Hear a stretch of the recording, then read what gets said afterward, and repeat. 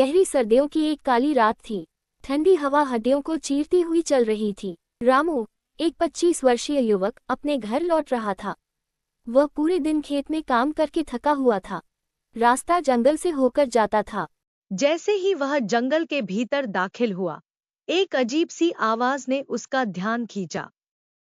खरर, खरर, कौन है वहां? उसने पूछा। कोई जवाब नहीं। घास के झाड़ में हलचल हुई शायद कोई जानवर होगा। और आगे बढ़ गया। कुछ दूर चलने के बाद उसे पत्तों के सूखे टुकड़े चरमराते सुनाई दिए। कहीं यह भूत प्रेत का इलाका तो नहीं? लेकिन फिर उसने खुद को समझाया। यह सब दादी माँ की कहानियां हैं। भूत प्रेत जैसा कुछ नहीं। तभी पीछे से किसी के पाँव की आहट आई। टक, टक, टक। उसने तुरंत पलटकर देखा, पर वहां कोई नहीं था। यह मेरा वहम है। मुझे जल्दी घर पहुंचना चाहिए। उसने सोचा और अपनी चाल तेज कर दी। जंगल अब और भी घना हो चुका था। तभी उसे रास्ते के किनारे एक बूढ़ी औरत रास्ते के किनारे बैठी थी। बेटा, रुको। क्या चाहिए माँ? उसने पूछा। मुझे इस जंगल से बाहर निकाल दो। मैं यहाँ फंस गई हूँ। बूढ़ी औरत ने कहा। इस समय उसे छोड़ देना सही नहीं होगा।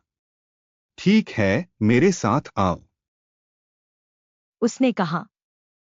बूढ़ी औरत रामू के पीछे पीछे चलने लगी। तुम यहाँ कैसे आई? रामू ने पूछा। यह कहानी लंबी है, बेटा। बाद में बताऊंगी, उसने धीरे से कहा। रास्ता सुनसान था। अचानक बूढ़ी औरत ने कहा, रुको।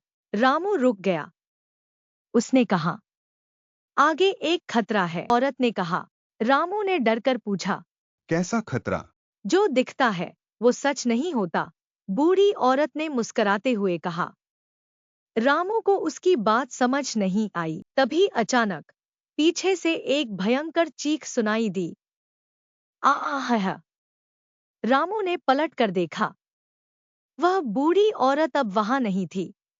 ये सब क्या हो रहा है? उसने खुद से पूछा। रामू ने भागना शुरू किया। तभी सामने उसे एक कुटिया दिखी। यह कुटिया पहले यहाँ नहीं थी। उसने सोचा। लेकिन उसके पास और कोई चारा नहीं था। वह हिम्मत जुटाकर अंदर गया। तभी एक आवाज गूंजी। तुम्हारा इंतजार था, रामू। रामू सन्न रह गया। कौन हो तुम? उसने चिल्लाकर पूछा। तभी सामने से वही बूढ़ी औरत प्रकट हुई। लेकिन अब वह औरत नहीं, एक डरावना साया बन चुकी थी। मैं वही हूं जिसे तुमने बचाने की कोशिश की। लेकिन यह जंगल मेरा घर है और अब तुम इसे कभी छोड़कर नहीं जा सकोगे। रामू चिल्लाया। नहीं, मुझे छोड़ दो। लेकिन उसकी आवाज गूंज बनकर रह गई। गांव के बड़े बुजुर्ग कहते हैं कि जो भी उस जंगल से गुजरता है, उसे किसी न किसी साया का सामना करना पड़ता है। और जो डरता है, वह फिर कभी वापस नहीं आता।